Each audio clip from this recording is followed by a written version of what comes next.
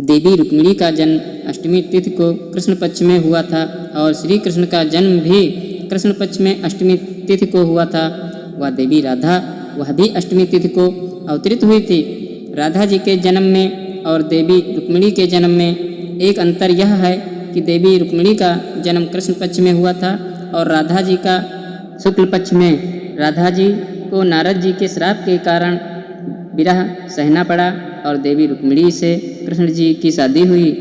राधा और रुक्मिणी यूँ तो दो हैं, परंतु दोनों ही माता लक्ष्मी के ही अंश हैं। राधा जी को नारद मुनि का श्राप कैसे लगा? रामचरितमानस के बालकांड में जैसा कि तुलसीदास जी ने लिखा है कि नारद जी को यह अभिमान हो गया था कि उन्होंने काम पर विजय प्राप्त कर लिया है।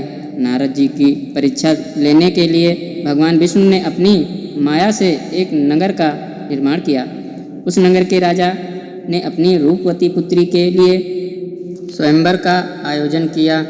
स्वयंवर में नारद मुनि भी पहुँचे और कामदेव के वाणों से घायल होकर राजकुमारी को देखकर मोहित हो गए। राजकुमारी से विवाह की इच्छा लेकर वह भगवान विष्णु के पास पहुँचे और उनसे निवेदन करने लगे कि प्रभु मुझे आप अपना सुंदर रूप प्रदान करें, क्योंकि मुझे राजकुमारी से प्रेम हो गया है और मैं उससे विवाह की इच्छा रखता हूँ। नारद जी के वचनों से सुनकर भगवान मुस्कुराए और कहा, तुम्हें विष्णु रूप देता हूँ। जब नारद विष्णु रूप लेकर स्वयंवर में पहुँचे तब उस राजकुमारी ने विष्णु जी के गले में वरमाला डाल दी। नारद जी वहाँ से दुखी होकर चले आ रहे थे।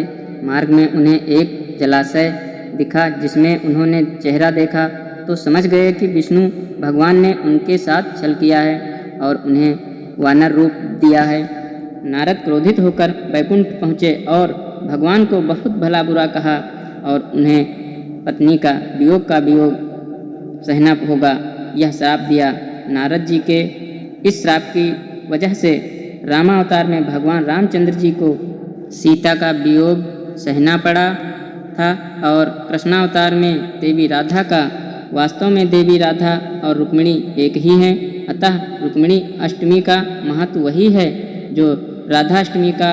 जो उनकी उपासना करता है उन्हें देवी लक्ष्मी की उपासना का फल प्राप्त होता है।